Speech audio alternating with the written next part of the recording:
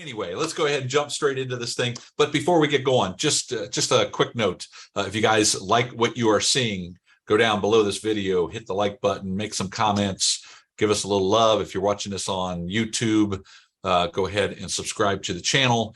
We do this pretty much every Wednesday, have this conversation to help shop owners succeed. If you want a little more of us, Jerry and I run two groups. One of them is called the War Room, which is like a Q&A format in a training format. We get together once a week for an hour and talk with shop owners and answer all their questions. And then the other way is to have Jerry personally take you by the hand to the promised land of big money. Follow the yellow brick road. That's right. So you can work directly with Jerry and myself and get the answers specific more to your shop. And that is our Maverick Shop Owner Group. Enough of that. Today's subject today. Every time we get together with shop owners, whether it's online, whether it's in person, by far, the dominant conversation is all about employees. Where do you find employees? How do you keep employees? What do you pay employees? My employee's leaving me for somebody else. You can't find good help anymore. It doesn't matter what it is. Everybody's talking about employees. So, Jerry, let's talk a little bit about employees, specifically the technicians that are ever elusive out there. Yeah, I think, there's no doubt about it. We can go on and talk about all of the reasons why it's so hard to find technicians. There's not as many. They're not getting into the field, all of that. All of that. That would be boring. Everybody would tune out. But I just thought it'd be nice to talk just a little bit about how important, that first contact is with the employee. And I'm not talking about the text message you maybe send them, by the way. You want to get somebody's attention, somebody implies on Indeed or whatever, send them a text message like right away.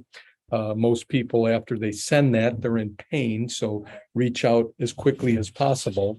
But, I'm talking more about the face-to-face meeting and how you really need to be prepared for that.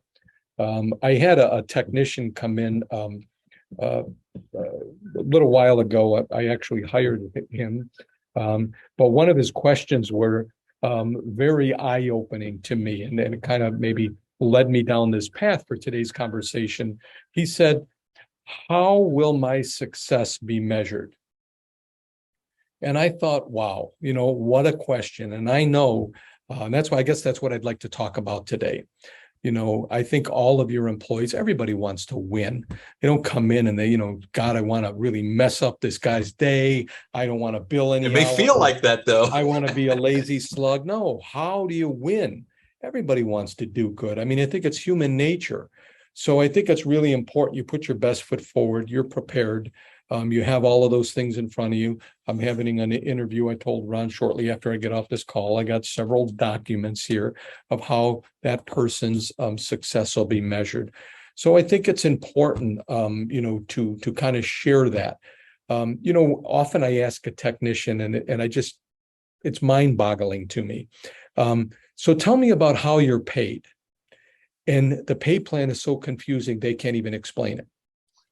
Well, I bank hours, and then if I hit this and I hit it and I don't hit, but they don't even know how to, if you want to call it, win the game. So I don't care what the position is, whether you're hiring for a customer service rep, a service advisor, a technician, what are the key measurements? And it should only be just a couple. How will my success be measured, as that technician so brilliantly put it? How will my success be measured? What are my goals? Everybody wants directions. What does it take to win the game? And I think that's really important, that if you haven't thought about that you sit down and you think about that. In terms of a service advisor, to me, the most important number is gross profit dollars. Yes, customer, feedback. We want to get good reviews, all of that. Customers always first, good customer service, but gross profit dollars pays the bill.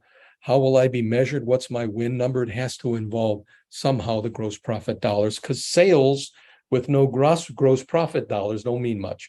And Ron, we just talked the other day, plenty of shop owners doing $1 million in sales and they're flat broke because they don't have the gross profit dollars, or they don't understand that. And we can really help you with that, by the way.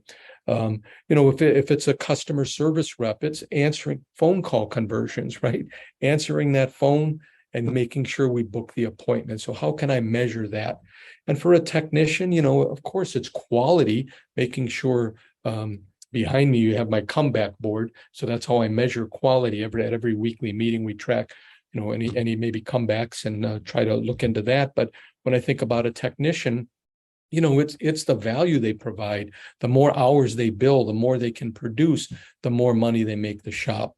So many times when I'm talking with the technician, when I'm talking with the service advisor, one of the things most service advisors, and for that matter, even shop owners, how do I get more out of my techs? How do I get my technicians to be productive? And I'm going to go way back to when we started this. Do they even know what you expect? Yeah. And then you got to give them the tools to be able to get there. Processes, there's a lot that goes into it. But I want to talk just for a moment. Again, I want you to write that question down and think about each employee in your shop. How will my success be measured? Think about that question, formulate an answer to that, and make sure you're prepared when that interview comes in.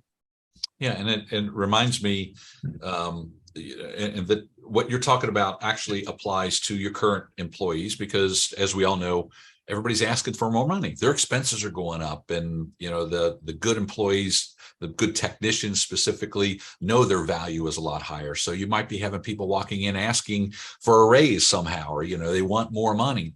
Well, you need to be able to tell them what you expect of them. If you're going to pay more, here's the higher expectations. And as long as they know if they're doing their job and they're doing their job right and they're doing it properly and doing it to your satisfaction, I think it's a win for everybody. Because if you've got the good goals for them and they can hit those goals, I think you've got a really good team working for you. Yeah, no doubt. So think about that when you interview your next employee. Be prepared, and then clearly kind of spell out what his or her job responsibilities are and how you're going to measure success. And I know, Ron, I love what you said about current employees too. Go ahead and take an inventory. I want you to write all your employees' names down on a piece of paper, and then do they know clearly what you expect out of them? I'm telling you, today it's a different employee that we have. How many times, we talk to a shop owner and they go, 50 hours a week, crack the whip. I want you to bill 50 hours and, work from 7 a.m. till 7 p.m. You could take a potty break or drink some water, but then back to work. I mean, those days are long gone. Now I think the employee holds, a lot of the cards. So, it's not cracking the whip anymore. There's so many other things that go into it to make a long-lasting employee. Yeah. So get your house in order. Starts with the employees, starts with hiring the right guys and giving them the expectations. We'll leave it at that. Thanks for watching, everybody. We'll see you next week. Bye-bye. Take care. Bye-bye.